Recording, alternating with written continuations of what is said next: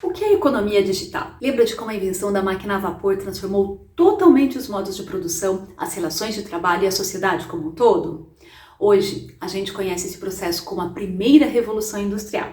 Eu sei que você não estava lá, mas com certeza já estudou esse assunto ou pelo menos já ouviu falar dele, não é? Tem algumas tecnologias que são consideradas revolucionárias, como máquina a vapor, a produção de borracha artificial, as técnicas avançadas de usinagem de metais. Todos esses são exemplos bastante significativos para a história da economia. Mas será que alguma das tecnologias de hoje vai servir como vetor de evolução e causar tantas transformações? Eu sou Ana Carolina Benelli, do ITS Rio, e o assunto desse vídeo é a economia digital.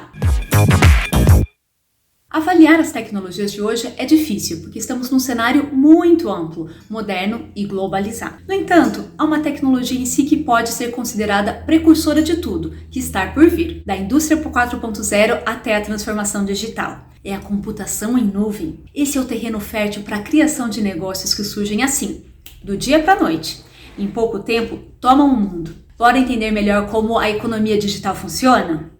Bom, para começo de conversa, eu preciso te contar o que é essa tal de economia digital, certo? Vem comigo! A economia digital é a implementação da tecnologia, internet e dispositivos digitais nos processos de produção, comercialização e distribuição de produtos e serviços. Na prática, as lojas virtuais, uma plataforma de gestão em nuvens e serviços em nuvens, em geral, também são bons exemplos de serviços de economia digital. Ou seja, a economia digital é uma economia baseada em tecnologias de computação digital. A economia digital também é às vezes chamada de economia da internet, nova economia ou economia da web. A economia digital é resultado da transformação das formas de produção, distribuição e comercialização de bens e serviços. Essa transformação foi desencadeada pelo desenvolvimento de tecnologias de informação e comunicação, que também são conhecidas pela sua abreviação, as TICs. Então, para chegarmos onde estamos hoje, a tecnologia e a comunicação assumiram um papel fundamental na digitalização da economia. A economia digital não é recente, mas está crescendo muito rápido e vai se tornar cada vez mais importante. Só para você ter uma ideia do potencial da economia digital, tem um estudo recente da consultoria inglesa Oxford Economics que mostrou que para cada $1 de investimento em um negócio, ele gera um retorno médio do PIB de 6,7 vezes maior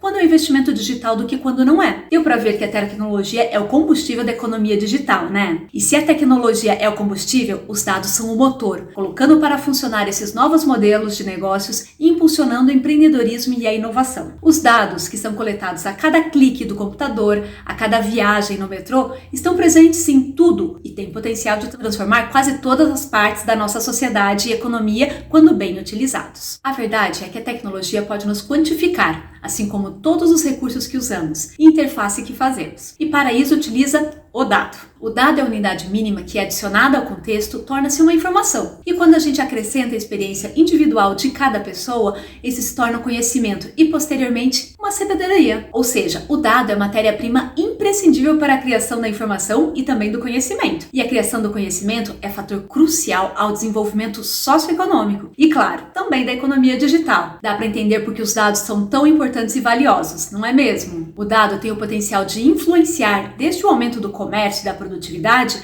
ao fomento de negócios, criação de empregos, garantindo avanço científico. Os dados têm potencial até mesmo para revolucionar governos e criar uma sociedade melhor e mais justa para todos. Olha só, a abertura e a publicação de dados incentiva ações voltadas ao aumento da transparência, à luta contra a corrupção, ao incentivo à participação social e ao desenvolvimento de novas tecnologias. Isso é o que chamamos de dados abertos. Segundo a Open Knowledge Foundation, dados abertos são aqueles que podem ser utilizados livremente, reutilizados e redistribuídos por qualquer pessoa, sujeitos ao máximo à exigência de citar a fonte original e compartilhar as mesmas licenças em que as informações foram inicialmente apresentadas. Os princípios dos dados abertos são a acessibilidade, distribuição gratuita e universalidade. Por isso, eles têm um grande potencial para que a revolução dos dados funcione para todos e em qualquer lugar. A agenda de dados abertos cresceu com a pandemia e tem mostrado seu valor como um dos pilares de novos recursos e desenvolvimento local. Em algumas áreas, e até mesmo uma necessidade, por exemplo, na saúde e na educação. Pensa comigo, o acompanhamento do número de população vacinada, por exemplo,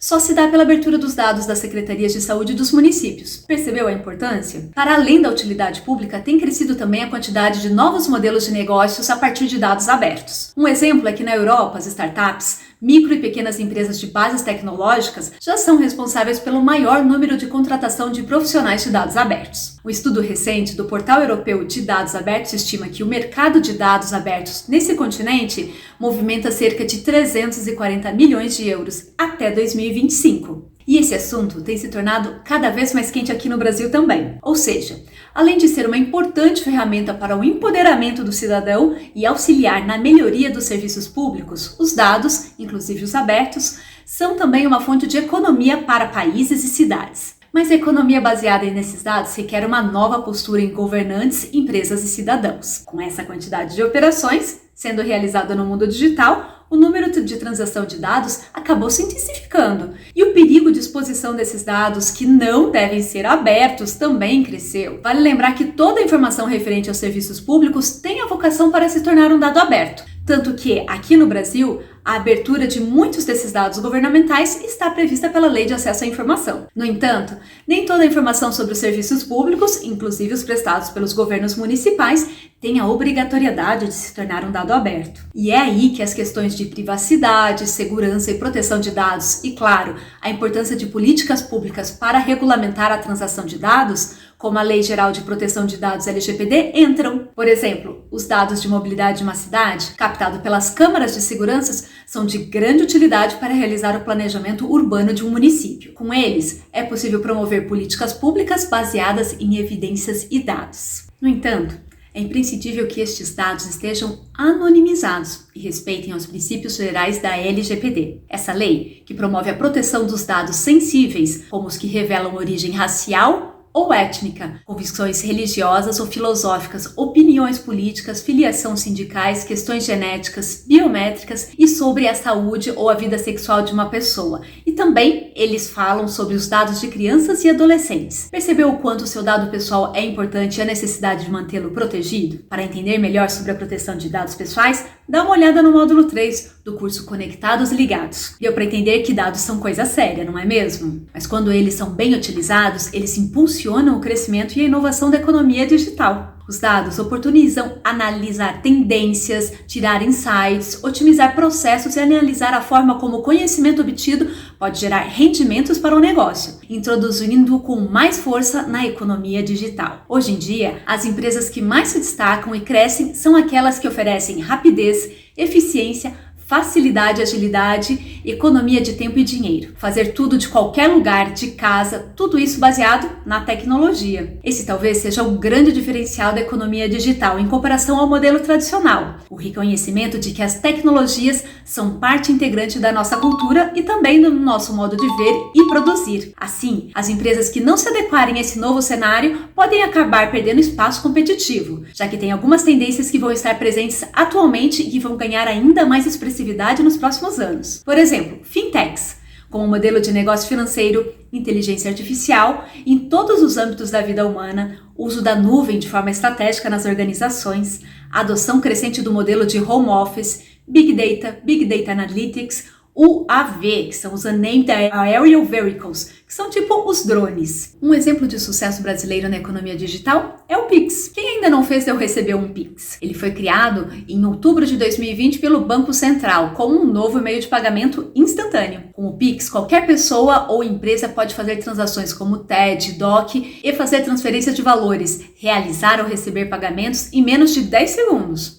Usando apenas aplicativos de celular e ainda por cima sem pagar taxas. Antigamente, para fazer uma transferência era preciso recorrer à agência bancária, ou um caixa eletrônico, sempre pagando uma taxa. Já com o Pix, é possível movimentar esse dinheiro a qualquer momento, de qualquer lugar, em qualquer dia, inclusive final de semana e feriado. Para fazer um Pix, você só precisa ter acesso à internet. Então, se a gente tem uma economia cada vez mais digital, quais os desafios a serem superados? O principal deles é a exclusão digital. Só que no Brasil, 83% dos lares têm acesso à internet, segundo os dados do cetic.br, enquanto já 17% ainda não têm acesso à internet. O Sudeste é a região com a maior porcentagem da população conectada, 86%, enquanto que a internet só está presente na casa de 79% dos nordestinos. No Brasil, o acesso à internet se dá principalmente pelos smartphones, mas milhões de brasileiros ainda não possuem ou têm acesso a um celular para usar a internet ou não podem pagar pelos chips com dados. Essa situação foi muito agravada pela pandemia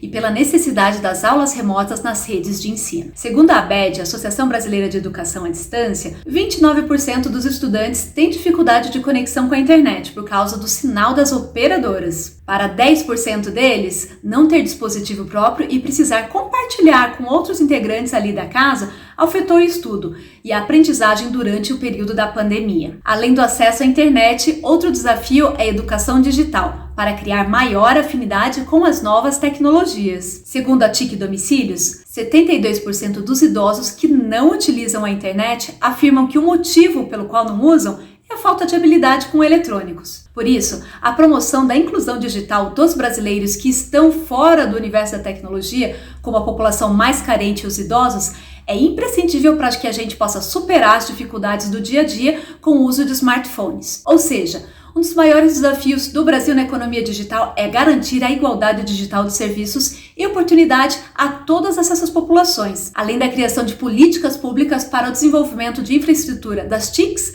para que cada vez mais pessoas possam ter acesso à internet e às novas tecnologias. Outro desafio enorme a ser enfrentado são os ataques de cibercrimes ou cybercrimes. Um levantamento da empresa de cibersegurança Kaspersky, realizado aqui na América Latina, mostrou que o Brasil teve um aumento de 23% nos casos de cybercrimes nos primeiros 8 meses de 2021. Segundo esse levantamento, se os cybercrimes fossem modalidades esportivas nos Jogos Olímpicos, o ouro de 2021 seria todo para o Brasil. A gente lidera esse pódio nas categorias ransomware, que é o sequestro de dados, e também no phishing, que é o uso de mensagens aparentemente reais que enganam esses usuários para obter informações confidenciais como o nome do usuário, senha, detalhes do cartão de crédito, etc. Só para você ter uma ideia da dimensão desse problema, só agora em 2021 já foram registrados mais de 5 milhões de tentativas de sequestro de dados aqui no Brasil, e 5% dos internautas brasileiros já registraram também alguma forma de phishing. É claro que a economia tradicional também tem seus obstáculos. Não é porque a economia digital tem esses desafios a serem superados que ela não vai acontecer, que fique claro disso. Aliás, ela já é uma realidade nas nossas vidas e vai ser cada vez mais daqui para frente. Até o próximo vídeo.